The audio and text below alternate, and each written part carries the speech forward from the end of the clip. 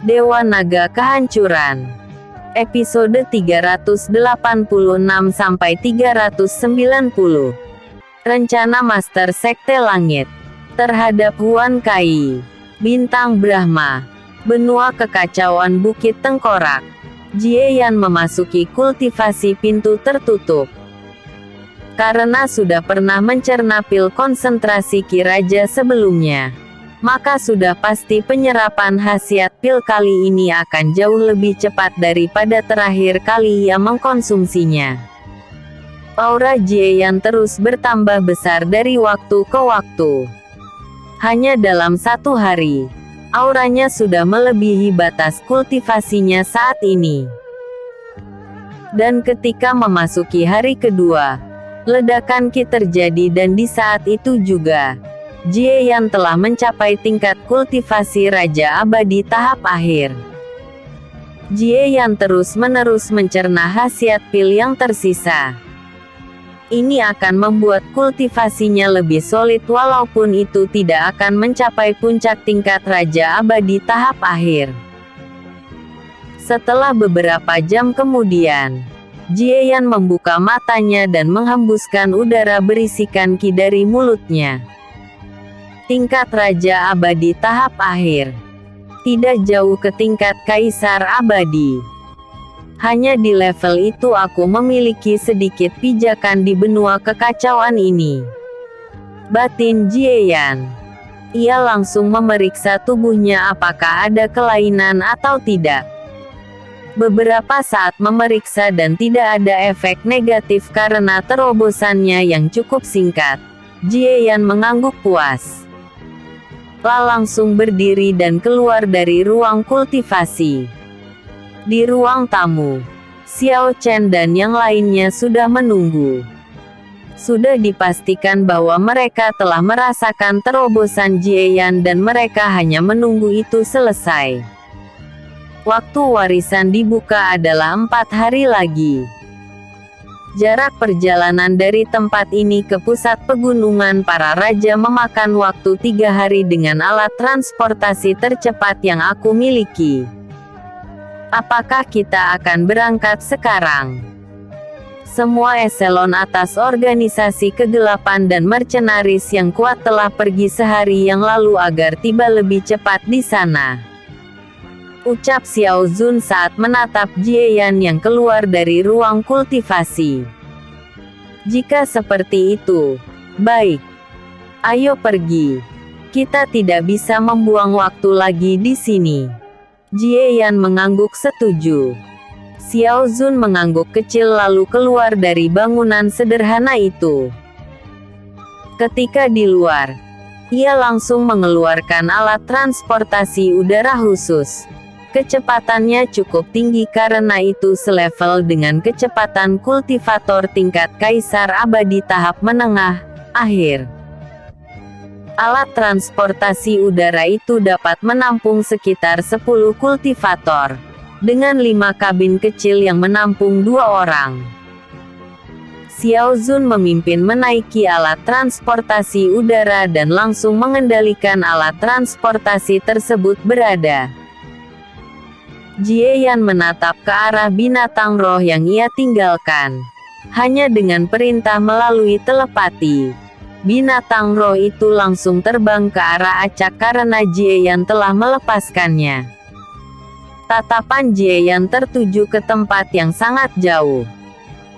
Ia hanya bisa berharap jika di tempat warisan itu nantinya, ia akan menemukan peluang yang sangat bagus sehingga kekuatannya dapat meningkat cukup besar. Warisan pegunungan para raja. Semoga warisan ini tidak mengecewakanku. Batin Jie Yan sambil mengepalkan tangannya dengan kuat. Sekte Langit.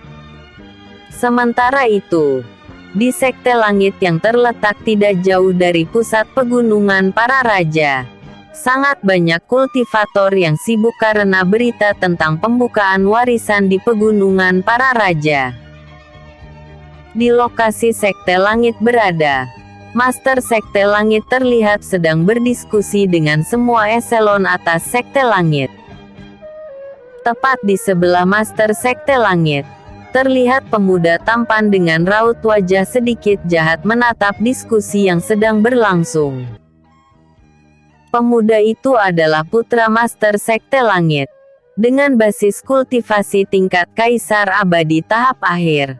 Hanya satu langkah mencapai tingkat Kaisar Abadi tahap puncak. Baik, diskusi akan diakhiri sampai di sini. Besok kita akan berangkat ke tempat warisan berada. Master Sekte Langit berbicara dan membiarkan semua yang ada di sana pergi kecuali untuk putranya. Bagaimana keadaan Huan Kai? Tanya Master Sekte Langit kepada putranya yang bernama Chang Yuedi. Chang Yuedi tersenyum sedikit lalu berkata, bakat Huan Kai memang luar biasa. Dia tidak akan lama lagi mencapai tingkat Kaisar Abadi. Ayah, apakah kita harus membawanya ke dalam tempat warisan itu? Ya, ini adalah kesempatan bagus. Walaupun dia keras kepala, dengan bantuannya, kita mungkin akan bisa melawan semua musuh. Walaupun dia belum mau menikah, itu tidak masalah sama sekali. Kita hanya perlu menunggu waktu yang tepat untuk menanam segel khusus setelah semua bahan terkumpul. Ujar Master Sekte Langit. Chang Yuedi mengangguk kecil karena ia tahu apa segel yang dikatakan oleh ayahnya. Itu akan membuat Huan Kai setia kepada mereka tanpa syarat.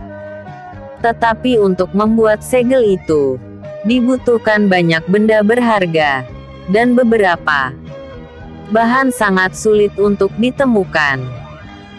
Pergilah. Katakan kepadanya bahwa dia harus bersiap-siap untuk ikut dengan kita ke tempat warisan di pegunungan para raja. Perintah Master Sekte Langit. Baik ayah. Chang Yuedi menghilang seketika dari ruangan tersebut. Master Sekte Langit hanya menatap kepergian putranya dan ia pun tersenyum sedikit ketika membayangkan saat Huan Kai tunduk kepada mereka. Dengan kemampuan bayangan yang aneh, itu bisa dipastikan untuk menjadi penguasa di jajaran kekuatan tingkat kedua. Manusia ular apa? Samurai apa? Iblis. Ketika kami bisa mengendalikan Huan Kai, Sekte Langit akan bangkit menjadi kekuatan tingkat kedua puncak. Kilatan dingin terlihat di mata Master Sekte Langit. Ia pun langsung pergi untuk mempersiapkan keberangkatan. Sementara itu, Chang Yuedi tiba di sebuah halaman kediaman sederhana namun sangat elegan. Di depan halaman itu, terlihat wanita berpakaian hitam sedang bermeditasi. Jika diperhatikan dengan seksama, wanita itu terlihat sangat cantik. Hanya saja, aura kekerasan seperti uap hitam menutupi kecantikannya. Kai, besok kita akan berangkat ke tempat warisan di pegunungan para raja. Ucap Chang Yuedi dengan senyum di wajahnya. Huan Kai membuka matanya dan mengangguk. Ekspresinya selalu dingin karena tentu saja ia sangat membenci Sekte Langit. Sekarang ia hanya berpikir untuk memanfaatkan semua sumber daya yang diberikan oleh Sekte Langit kepadanya sehingga ia terlihat seperti sedikit penurut. Melihat respon Huan Kai, Chang Yuedi tidak marah sama sekali karena cepat atau lambat, wanita dingin itu akan menjadi miliknya. Bersiap-siaplah. Bawa semua keperluan yang kau butuhkan. Kami menunggumu di depan gerbang sekte besok. Ucap Chang Yuedi dan ia langsung pergi setelah menyampaikan pesan. Ketika Chang Yuedi pergi, Huan Kai menggertakkan giginya dengan kuat. Sekte Langit, cepat atau lambat aku akan menjadikan kalian semua bayangan tanpa akal. Sehat. Batin Huan Kai saat niat membunuhnya sedikit merembes. Huan Kai menghela nafas kemudian karena ia ingat tentang Xiao Chen yang diburu karena dirinya. Bagaimana keadaan kakek buyut? Semoga saja kakek tidak ditangkap oleh Sekte Langit. Huan Kai berkata dalam hati. Nadanya tampak sangat pahit karena menyeret Xiao Chen ke dalam masalah. Aku harus secepat mungkin meningkatkan kekuatan. Mungkin pembukaan warisan itu menjadi kesempatan bagiku untuk kabur. Batin Huan Kai saat ia menutup kembali matanya. Di suatu tempat di pegunungan para raja, terlihat satu sosok kultivator yang sedang berkelana. Ia tidak lain adalah pria dengan wajah dingin. Mata tampak buta dan aura kekerasan yang selalu menyelimutinya. Pria itu tidak lain adalah Sun Hai, kultivator yang pernah ditemui oleh Jie Yan ketika dalam misi warisan di pegunungan para raja. Kemungkinan aku akan bertemu dengannya di sana. Kekuatan ini memang sangat aneh. Setiap kali aku menyerap darah seseorang, aku hampir memasuki kondisi mengamuk. Tetapi jika aku mampu mengendalikannya, kekuatanku akan meningkat sangat cepat. Dan saat ini aku telah mencapai tingkat Raja Abadi tahap akhir, sangat dekat dengan tingkat Kaisar Abadi. Gumam Sun Hai. Ia menaikkan sudut bibirnya dan langsung bergerak ke arah pusat pegunungan para raja untuk mencari keberadaan Jie Yan. Sementara itu, di sisi lainnya pegunungan para raja, sosok lainnya juga bergerak secara perlahan ke pusat pegunungan para raja. Sudah bertahun-tahun aku tiba di dunia ini, tetapi aku tidak menemukan satupun kabar dari orang yang aku kenal. Apakah cuma aku yang terdampar di tempat yang selalu terjadi perang? Pria itu bergumam kecil sambil menghela nafas panjang. Wush! Tiba-tiba saja, 4 sosok muncul dan mengepung pria muda mendekati Parubaya tersebut. Pria itu memasang ekspresi dingin dan langsung mengeluarkan banyak pedang. Lapun mengendalikan semua pedang itu. Pedang terbang. Sraing, sraing. Darah yang sangat banyak berterbangan di udara. Keempat kultivator itu langsung dipenggal dalam sekejap. Tampaknya mereka masih terus memburuku. Memprovokasi kekuatan tingkat ketiga memang tidak sederhana sama sekali. Aku harus meningkatkan kekuatanku secepat mungkin. Batin pria itu dan menatap ke arah pusat pegunungan para raja.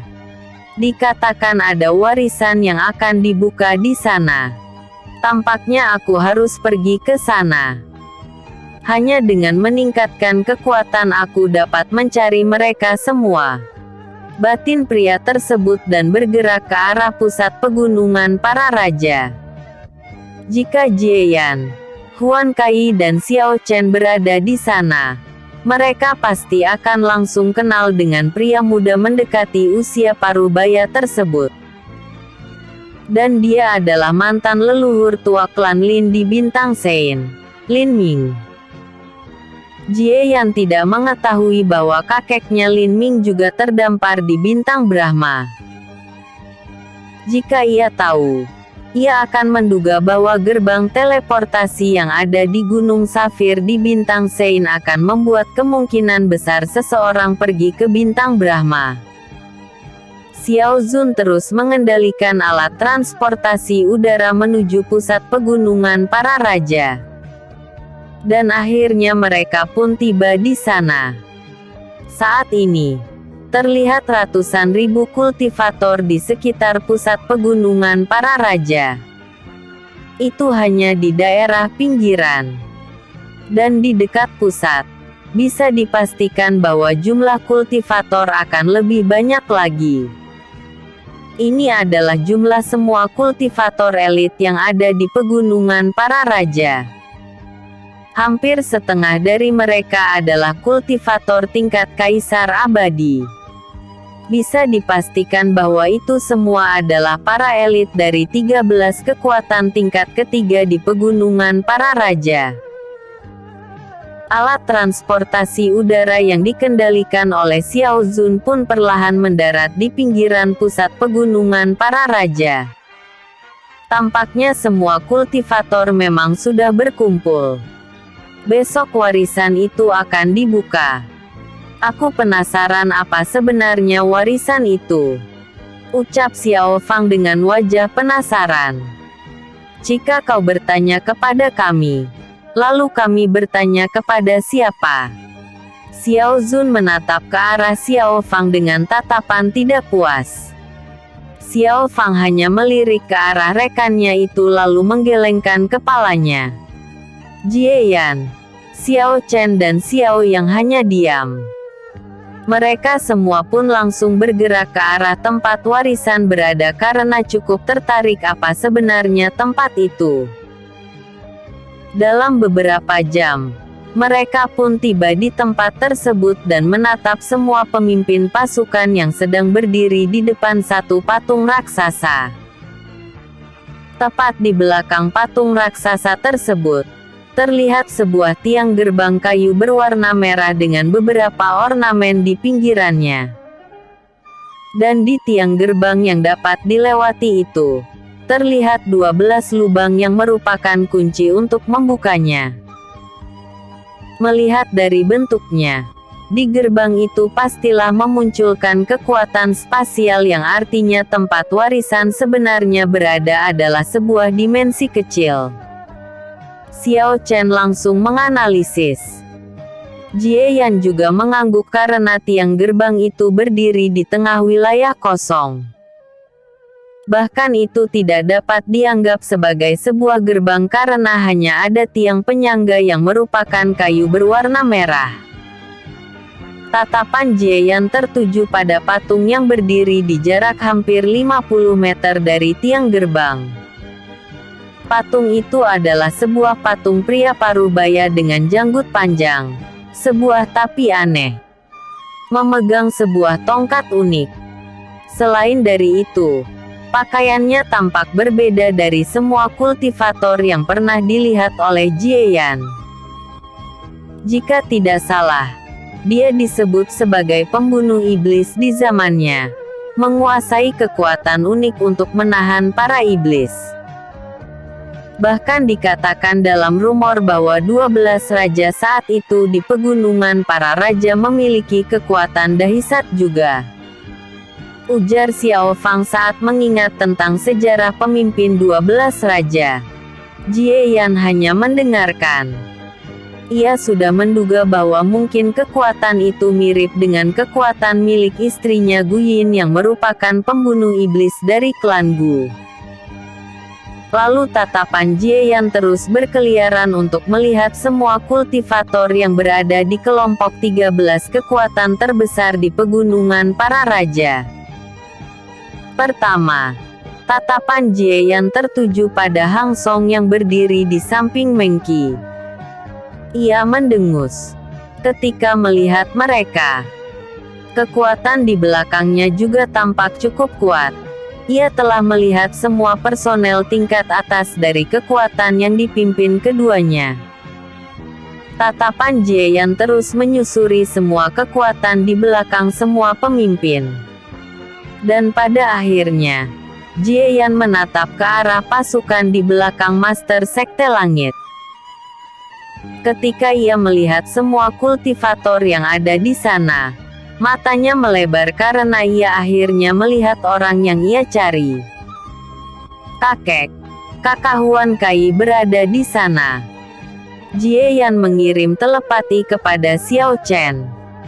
Tatapan Xiao Chen tertuju ke arah pasukan Sekte Langit dan ia langsung menemukan keberadaan Huan Kai. Ia memasang wajah sangat rumit saat ini karena hidupnya diselamatkan oleh cucu putrinya. Inilah sebabnya ia selalu mencoba mencari cara untuk menyelamatkan Huan Kai. kita tidak bisa menarik perhatian Sekte Langit saat ini. Tetapi karena Huan Kai datang ke sini, maka kesempatan kita menyelamatkannya akan sangat tinggi. Nak, jangan bertindak gegabah, balas Xiao Chen melalui telepati. Jie Yan hanya mengangguk kecil karena ia tahu bahwa jika ia bertindak ceroboh, maka kesempatan menyelamatkan Huan Kai akan hilang. Hanya bisa mengepalkan tangannya dengan kuat karena sudah memutuskan bahwa ketika waktunya tiba, Sekte Langit harus musnah dengan tangannya sendiri. Memasuki dimensi. Huan Kai yang berada di sebelah Chang Yuedi tidak memperhatikan keberadaan Jie Yan dan Xiao Chen karena pikirannya saat ini hanya ingin meningkatkan kekuatannya secepat mungkin. Sementara itu, jauh di belakang, Lin Ming juga telah tiba, menunggu kesempatan untuk memasuki tempat warisan. Ia bukan bagian dari kekuatan apapun sehingga ia tidak mau menarik perhatian berdiri di sekitar anggota semua kekuatan besar. Sudah waktunya. Master Sekte Langit berkata dengan nada dalam lalu menatap ke arah semua para pemimpin di sekitarnya. Semuanya mengangguk karena mereka sudah sepakat untuk membuka warisan bersama. 12 dari mereka perlahan melayang ke arah tiang, sesuai dengan nomor kunci yang mereka miliki. Dengan isyarat dari Master Sekte Langit, mereka semua pun memasukkan kunci ke dalam tempatnya. Wush! Langit tiba-tiba menjadi gelap. Fenomena alam ini juga menghasilkan tekanan tertentu. Ketika semua pemimpin mundur dari tiang gerbang itu, percikan elektromagnetik perlahan muncul. Semakin lama, percikan itu semakin kuat lalu membentuk sebuah pusaran. Ternyata memang benar bahwa itu adalah sebuah dimensi. Level kekuatan apa yang dibutuhkan untuk membuat dimensi di bintang Brahma? Xiao Chen menyipitkan matanya karena tahu bahwa warisan di dalam sana pasti tidak sesederhana kelihatannya. Jie Yan juga setuju dengan apa yang dikatakan oleh Xiao Chen karena untuk merobek ruang di bintang Brahma, dibutuhkan kultivasi melampaui tingkat Kaisar Abadi. Dan itu hanya untuk merobek ruang, bukan menciptakan sebuah dimensi. Akhirnya dibuka. Para pemimpin berkata dalam hati dan melirik semua saingan mereka. Tidak lama kemudian, pusaran tersebut membesar lalu memenuhi semua gerbang. Dan dalam waktu 1 menit, pusaran itu langsung tenang. 13 pemimpin kekuatan tingkat ketiga pun langsung melesat dengan kecepatan penuh ke arah dalam portal bersama dengan semua bawahan mereka masing-masing. Untuk Jie Yan dan yang lainnya, itu juga sama. Mereka langsung terbang ke arah dalam. Namun, sesuatu yang tidak diharapkan terjadi. Para kultivator di atas tingkat Kaisar Abadi langsung dihempaskan. Mereka memuntahkan seteguk darah merah karena ada larangan untuk mereka agar tidak bisa masuk ke dalam.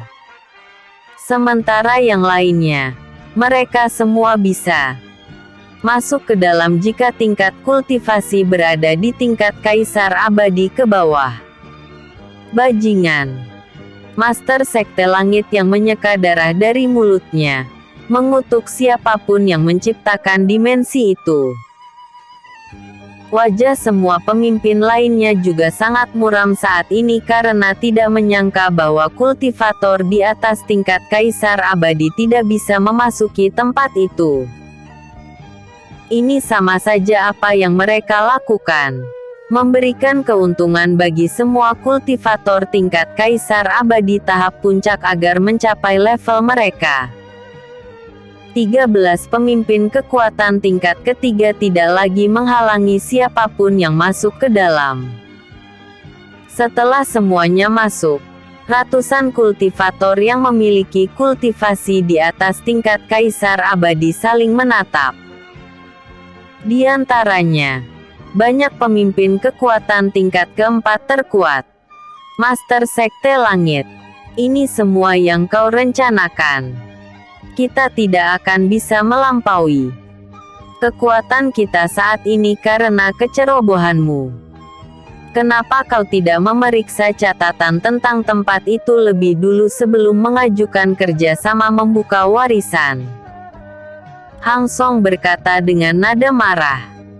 Kinya meledak yang membuat tempat tersebut bergetar. Hang Song, jaga bicaramu atau aku membunuhmu di sini. Master Sekte Langit membalas dengan nada marah. Ingin membunuhku? Hang Song mencibir lalu melanjutkan. Saat ini semua pasukanmu sudah ada di sana. Dari segi bawahan terkuat, aku tidak akan kalah. Setelah mengatakan itu, Hang Song melesat ke arah Master Sekte Langit bersama dengan beberapa bawahannya. Master Sekte Langit tahu bahwa keadaan saat ini darurat. Ia menggertakkan giginya dengan kuat dan langsung menyerang ke arah Hang Song. Waktunya bagimu mati. Zanming dan Meng Qi, yang benci terhadap Master Sekte Langit, juga langsung menyerang. Mereka tidak akan lupa dengan Master Sekte Langit yang mencampuri urusan perang mereka sebelumnya. Bom, bom, bom. Apa yang kalian lakukan? Bantu aku! Teriak Master Sekte Langit kepada semua pemimpin kekuatan tingkat ketiga lainnya. Mendengar itu, mereka hanya mencibir. Tentu saja mereka hanya akan menonton dan ingin melihat kejatuhan Master Sekte Langit di tempat itu. Melihat tidak ada yang datang membantunya, Master Sekte Langit sangat marah sampai-sampai urat-urat di kepalanya terlihat dengan jelas. Ketika semua ini berakhir dan aku bisa mundur dengan selamat, ketika semua pasukanku kembali, aku akan menghabisi kalian semua. Batin Master Sekte Langit. Ia terus bertempur melawan Zanming, Hang Song dan Meng Qi yang bekerja sama.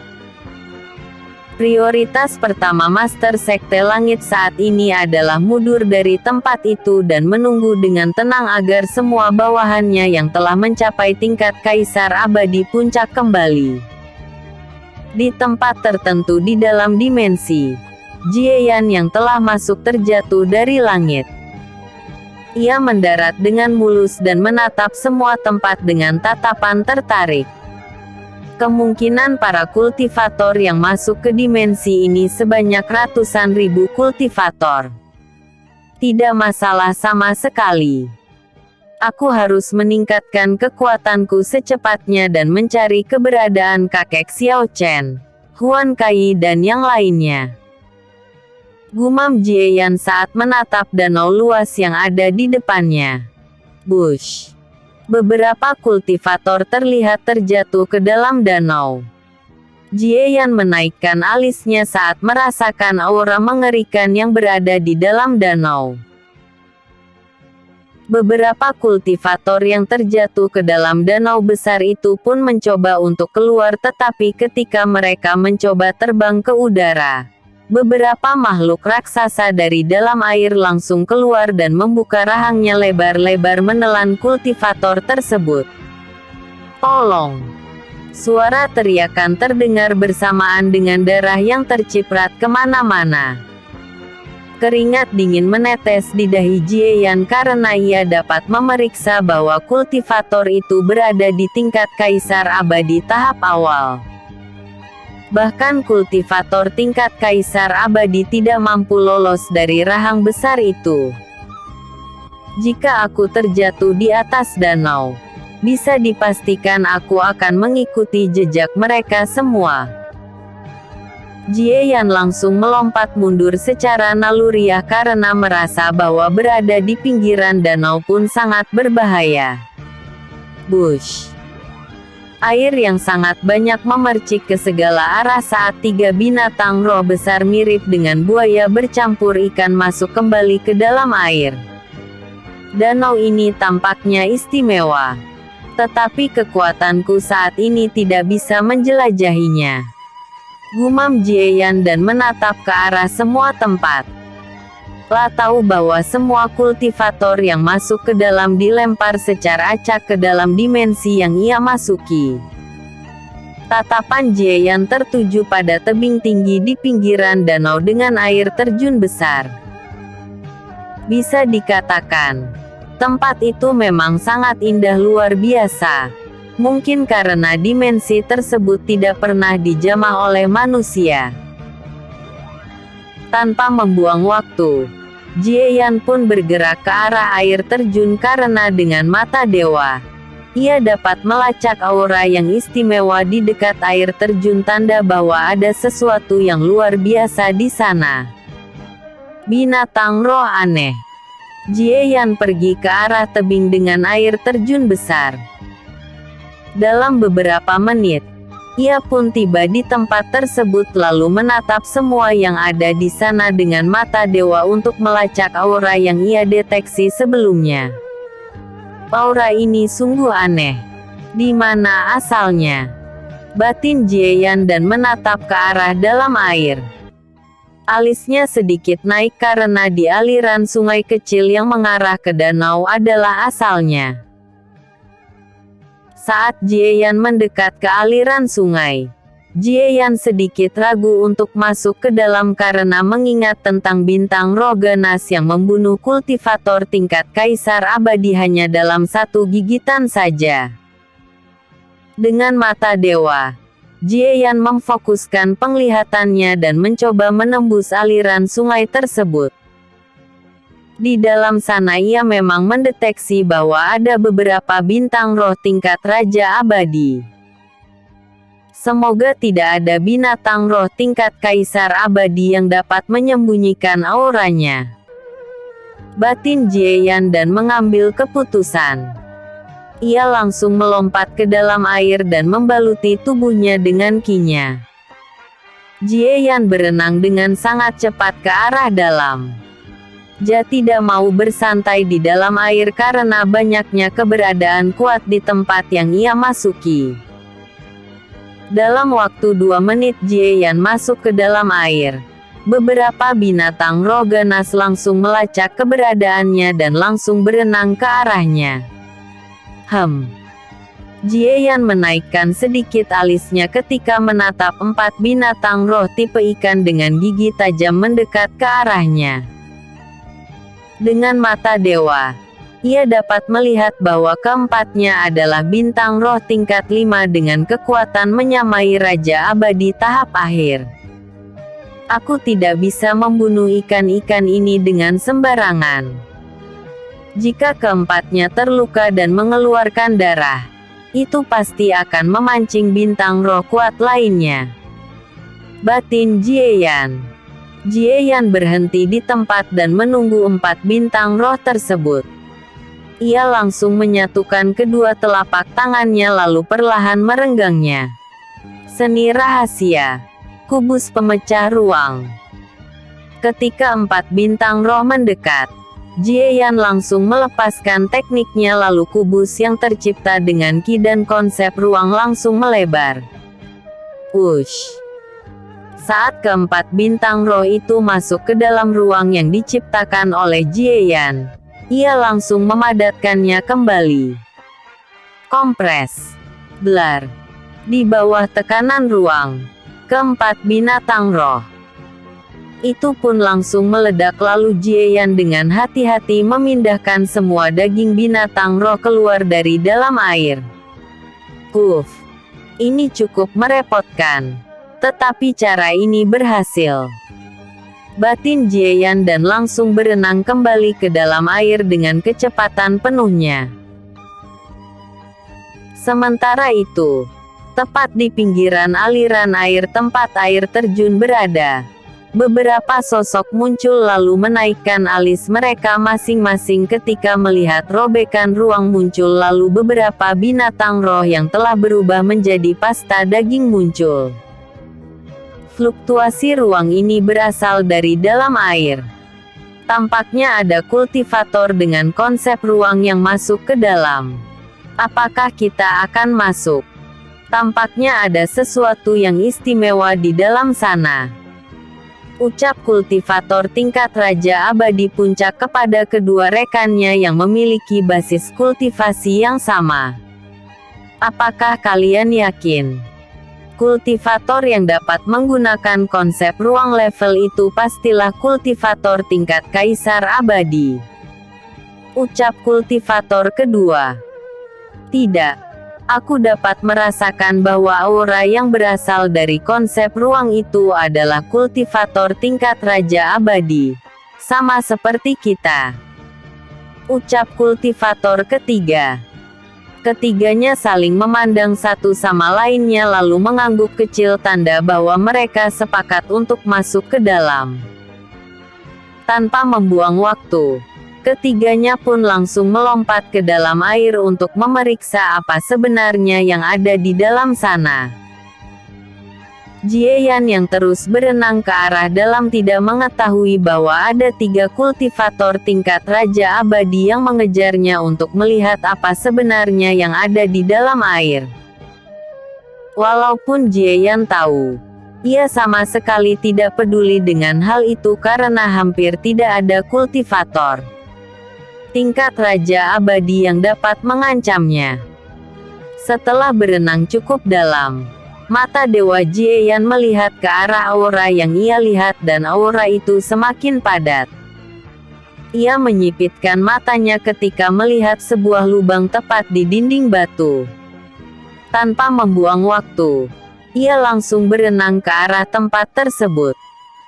Saat memasuki lubang, goa bawah air itu tampak sangat panjang. Tetapi Jieyan yakin dari situlah asal aura yang ia lihat. Dalam waktu beberapa menit setelah berenang cukup jauh, jalur goa bawah air itu tampak naik ke arah atas, tanda bahwa ujung goa itu telah dekat. Itu adalah ujungnya, gumam Jieyan dan langsung melesat ke arah permukaan. Bush. Ketika Jieyan keluar, matanya melebar saat melihat semua yang ada di dalam sana. Ini, apa ini? Jieyan tidak bisa berkata-kata saat melihat semua kristal aneh yang menutupi seluruh goa tersebut. Tetapi mata Jieyan menyusut tajam karena di tempat tertentu di dalam goa tersebut terlihat satu binatang roh tingkat 6 yang setara dengan eksistensi Kaisar Abadi tahap awal sedang memakan mangsanya yang mungkin baru saja dia buru. Buaya dengan sayap. Apa-apaan bintang roh itu? Batin Jieyan sedikit waspada saat melihat buaya dengan panjang 10 meter berwarna biru kehijauan dengan sayap seperti sirip ikan berwarna biru. Gur. Buaya yang sedang makan. Melacak keberadaan Jieyan dan ia langsung menggeram. Ia menatap ke arah Jieyan dengan tatapan ganas. Seolah-olah ia menemukan mangsa yang sangat lezat. Celaka. Batin Jieyan.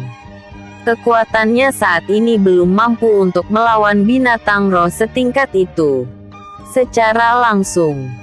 Jika ia ingin menang, ia harus menggunakan taktik untuk melawannya. Seni rahasia.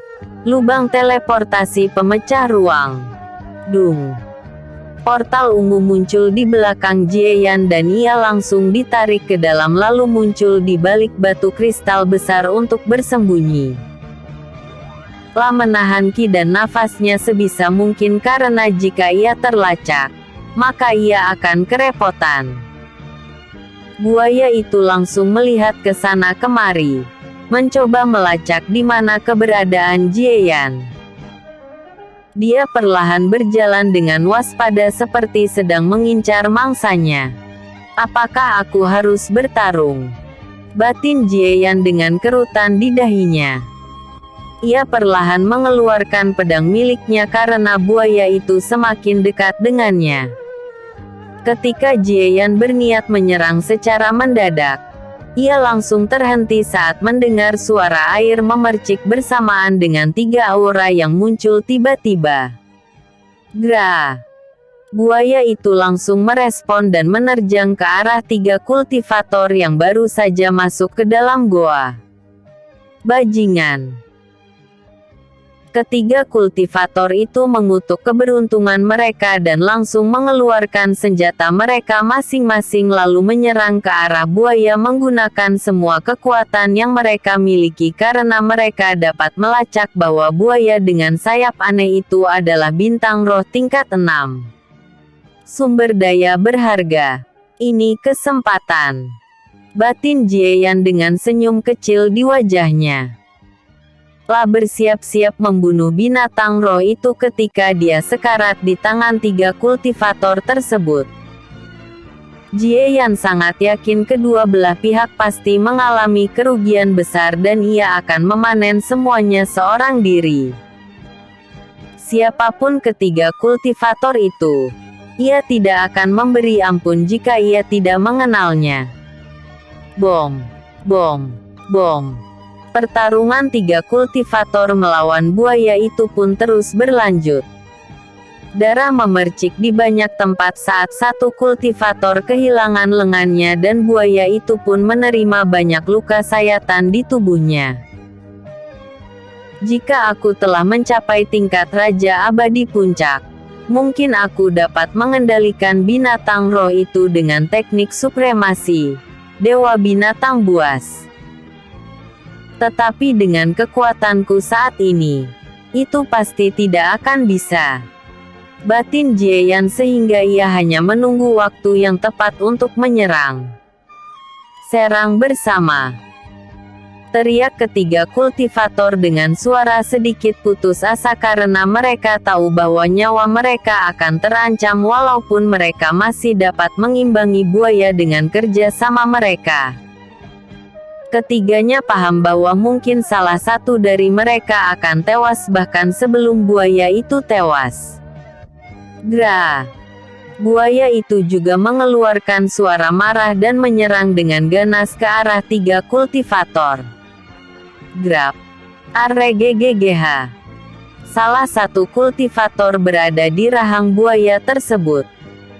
2 kultivator lainnya memasang wajah gelap dan tahu bahwa rekan mereka tidak akan selamat. Keduanya mengambil kesempatan menyerang dengan semua kekuatan mereka. Sraing! Sraing! Gra! Buaya itu pun meruang kesakitan di saat ia menelan kultivator di rahangnya dengan satu gigitan. Darah memercik ke banyak tempat saat salah satu kultivator tewas. Buaya itu juga mengalami luka parah, tetapi tidak terbunuh saat tubuhnya terpental oleh serangan 2 kultivator bersama-sama. Sial! Binatang roh itu tidak tewas, ucap kultivator dengan nada marah. Apakah kita harus mundur? Dengan kita berdua, kita tidak akan bisa melawannya walaupun binatang roh itu terluka, ucap kultivator kedua yang kehilangan lengan kirinya. Ketika keduanya sedang berdiskusi, buaya itu pun menggelengkan kepalanya karena merasakan sakit. Luar biasa. Ia menatap ke arah 2 kultivator yang tersisa dengan ganas. Jieyan yang semula bersembunyi, tahu bahwa saatnya menyerang telah tiba. Seni rahasia. Lubang teleportasi pemecah ruang. Ketika buaya itu hendak menyerang, Jieyan muncul tepat di atas buaya tersebut lalu mengayunkan pedangnya sekuat tenaga.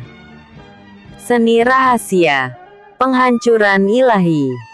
Sraing! Blar! Petir hitam berhamburan dan semuanya mengenai tubuh buaya tersebut. Bom! Tubuh buaya tersebut merangkak di permukaan bebatuan. Ia mengeluarkan suara kesakitan yang jauh lebih nyaring daripada sebelumnya. Jie Yan tentu tidak membiarkan buaya itu menyerang balik karena ia mungkin akan terluka jika memberikan kesempatan kepada binatang roh menyerang balik.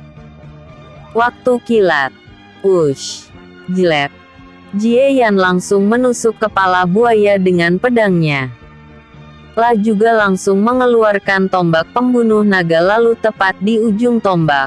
Bola kecil memercikkan petir muncul. Bola awal kehancuran. Jelek. Blar. Lubang besar terlihat di kepala binatang roh tersebut saat kekuatan dan konsep kehancuran meledak di dalamnya.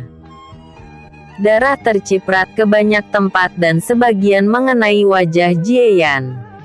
Kejadian itu disaksikan oleh dua kultivator yang hendak kabur. Keduanya terkejut luar biasa karena Jie Yan menghabisi binatang roh dalam waktu singkat. Tetapi keduanya tiba-tiba marah karena Jie Yan tidak keluar sedari awal. Jika Jie Yan keluar membantu, maka rekan mereka tidak akan tewas dan salah satu dari mereka tidak akan kehilangan lengan. Apakah kau menggunakan kami sebagai umpan? Kultivator yang kehilangan lengannya adalah yang paling marah dan pertama berbicara. Jie Yan yang mencabut pedang dan tombak, hanya menatap ke arah kultivator tersebut dengan tatapan acuh tak acuh. Ia melihat sekilas lalu menggali inti binatang roh tanpa peduli terhadap wajah marah keduanya. Melihat sikap Jie Yan dan sedang menggali sumber daya dari tubuh buaya, kedua kultivator itu semakin marah. Hanya kultivator tingkat Raja Abadi tahap menengah sangat sombong. Apakah karena kau membunuh buaya itu kau merasa kuat? Matilah. Keduanya langsung melesat ke arah Jie Yan dengan marah. Walaupun keduanya kelelahan setra mengalami cedera serius, keduanya yakin bahwa Jie Yan tidak akan mampu melawan mereka. Jie Yan melirik ke arah kedua dengan mata dingin. Ia langsung menyerang juga karena terlalu malas berurusan dengan keduanya. Waktu kilat. Seni rahasia. Tebasan kecepatan teleportasi. Sraing. Sraing. Jres. Jie Yan melewati keduanya dan mendaratkan tebasan di leher keduanya. Kedua kultivator tersebut merasakan daya hidup mereka memudar dengan sangat cepat. Keduanya memegang leher masing-masing dan tahu bahwa mereka telah ditebas. Kecepatan itu tidak dapat direspon sama sekali oleh keduanya. Kedua kultivator itu bertanya-tanya apakah Jie Yan adalah kultivator tingkat Raja Abadi atau tingkat Kaisar Abadi. Bluk. Bluk. Dua kultivator ditebas oleh Jie Yan terjatuh ke permukaan bebatuan dan kehilangan nyawa masing-masing. Sampah. Seharusnya kau berterima kasih karena aku menghabisi binatang roh ini. Bukan berteriak ke arahku dan menyerangku. Ucap Jie Yan dengan nada acuh tak acuh dan mengambil cincin ruang kedua kultivator yang ia bunuh. Saat melihat isinya, ia mendengus karena semua isinya adalah sampah. Lalu tatapan Jie Yan tertuju kepada semua kristal aneh berwarna seperti sebuah pelangi. Jie Yan mengambil satu potongan kristal itu lalu duduk bersila. Ia mencoba menyerap apapun yang ada di dalam sana. Ketika penyerapan berlangsung, mata Jie Yan berbinar seketika. Kristal ini mengandung konsep. Dan ini adalah asal mula terciptanya konsep. Jika diberi ki tertentu yang terkait dengan elemen, Jie Yan langsung menyalurkan ki kehancuran ke dalamnya lalu kristal itu berubah seketika menjadi warna yang sama dengan ki kehancuran. Ini batu konsep. Aku tidak menyangka bahwa benda seperti ini akan tersimpan di sini. Jika ada seseorang dengan konsep kehancuran, ruang dan waktu tingkat ketiga. Maka aku hanya perlu memintanya untuk menyalurkan konsepnya ke dalam dan itu akan menjadi batu pemahaman konsep tingkat ketiga. Mata Jiayan berbinar terang karena ia telah menemukan sumber daya yang sangat berharga. Jika para penguasa mendapatkan kristal di seluruh goa itu, maka kekayaannya mungkin menyaingi salah satu kekuatan puncak dalam sekejap. Hahaha. Jiayan tertawa seperti orang gila karena ia telah memikirkan tentang masa depan. Jika Jiayan membuat banyak batu pemahaman konsep tingkat kedua, maka ia akan bisa menukarnya dengan sumber daya berharga lainnya. Tanpa membuang waktu, Jiayan pun memanen semua kristal di dalam goa itu tanpa menyisakan satupun. Mungkin selama perjalanannya, kali ini Jiayan telah menemukan sumber daya yang membuatnya menjadi sangat kaya raya. Bisa dipastikan bahwa sumber daya yang Jiayan dapatkan saat ini berjumlah sekitar 30% sumber daya di alam surga tingkat terendah. Walaupun begitu, jumlah itu sudah bisa membuat kekuatan besar manapun merasa iri sampai mati. Bersambung. Episode 391. Dengan judul, Puncak Gunung.